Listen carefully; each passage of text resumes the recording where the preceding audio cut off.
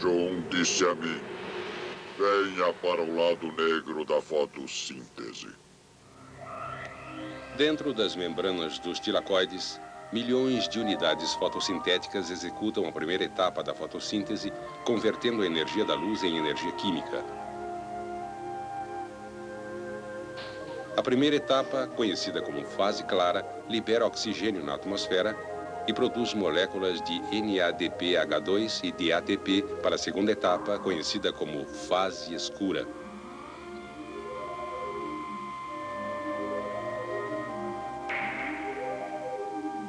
A fase escura acontece no estroma e produz todos os produtos finais da fotossíntese: glicose, celulose, proteínas e amida.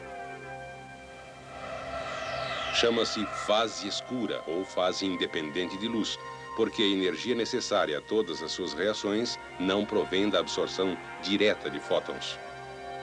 Pelo contrário, são produtos ricos em energia da fase clara que atendem suas necessidades energéticas. Como a fase clara precisa de luz, e já que a fase escura depende diretamente da fase clara para suprir suas necessidades energéticas, ambos os processos só podem ocorrer durante o dia. Na década de 40, o bioquímico americano Melvin Calvin passou mais de 20 anos traçando o caminho percorrido pelo carbono na fotossíntese. Ele descobriu que a fase escura é, na verdade, toda uma série de reações responsáveis pela incorporação ou fixação do carbono proveniente do dióxido de carbono às moléculas orgânicas. Esta série de reações passou a ser conhecida como ciclo de Calvin. Calvin fez experiências com a clorela, uma alga verde unicelular, porque poderia controlar seu índice de fotossíntese no laboratório.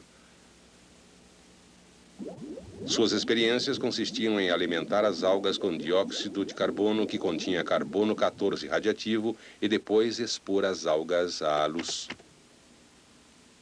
Ele se surpreendeu ao descobrir carbono radiativo no composto tricarbônico, ácido fosfoglicérico, ou PGA, depois de apenas 5 segundos de iluminação.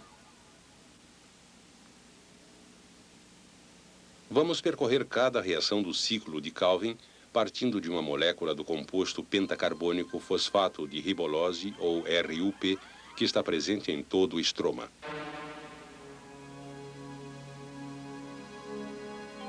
O RUP encontra uma molécula energética de ATP gerada na fase clara. Na primeira reação, o ATP doa a RUP o seu terceiro grupo de fosfato. O ATP, menos um grupo de fosfato, transforma-se no ligeiramente menos energético ADP, que sai de cena, voltando à fase clara em busca de mais energia. O RUP ganhou um segundo grupo de fosfato, e agora é o difosfato de ribolose, ou RUDP. O di do difosfato significa dois grupos de fosfato. O dióxido de carbono que se difundiu na planta agora entra no ciclo de Calvin. Na segunda reação, uma molécula de dióxido de carbono se combina com RUDP, formando um composto instável de 6 carbonos.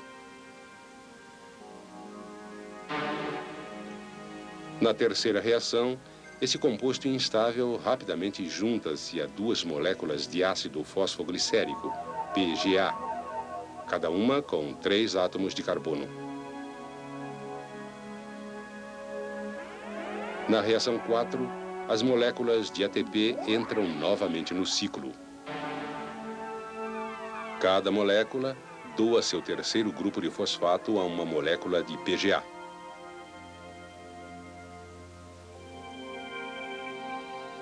E cada molécula de PGA, tendo ganho fosfato, transforma-se no composto DPGA, ou ácido difosfoglicérico.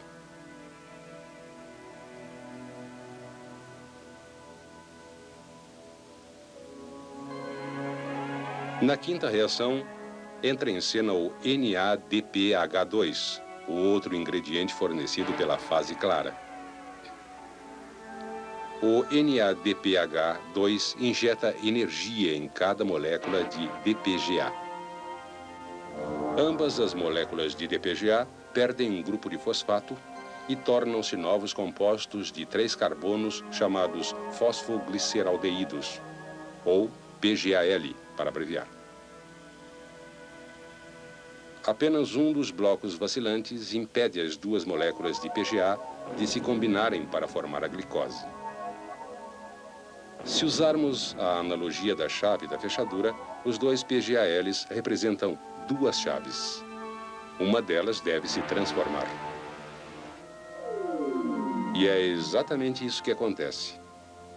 Com o auxílio das enzimas, uma das moléculas de PGAL transforma-se em uma molécula instável chamada DHAP. Agora, a chave entra na fechadura e o DHAP instável combina-se rapidamente com a outra molécula de PGAL e se transforma em difosfato de frutose. Mais algumas enzimas.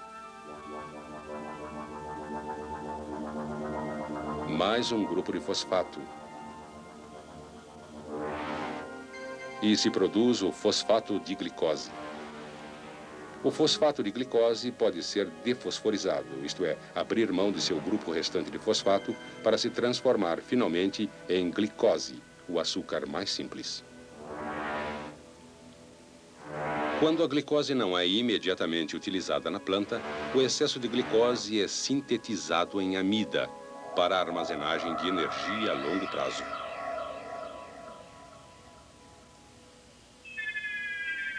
Vamos voltar rapidamente ao ciclo de Calvin. A quinta reação produziu moléculas de PGAL. Surpreendentemente, somente algumas moléculas de PGAL transformam-se em glicose ou amida. Mais de 80% delas são utilizadas na produção do difosfato de ribolose, que por fim fecha um anel imaginário e conclui o ciclo de Calvin. Examinando o ciclo de Calvin em forma diagramática expandida, sua natureza cíclica torna-se visível.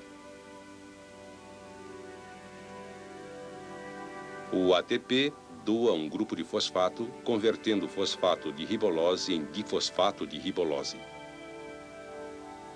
A adição de dióxido de carbono forma um composto instável intermediário que rapidamente se divide em 2 moléculas de ácido fosfoglicérico.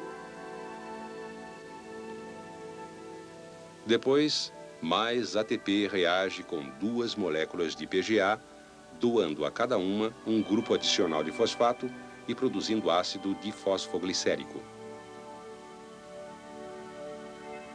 As moléculas de NADPH2 da fase clara injetam energia nova e transformam ambas as moléculas de DPGA em fosfogliceraldeído. Uma das moléculas de DPGA é convertida pelas enzimas em DHAP, para que possa se combinar com a outra molécula de DPGA e formar o fosfato de glicose. Por fim, produz-se a glicose simples e as moléculas de PGAL não utilizadas são reintegradas ao fosfato de ribolose, levando-nos de volta ao ponto de partida.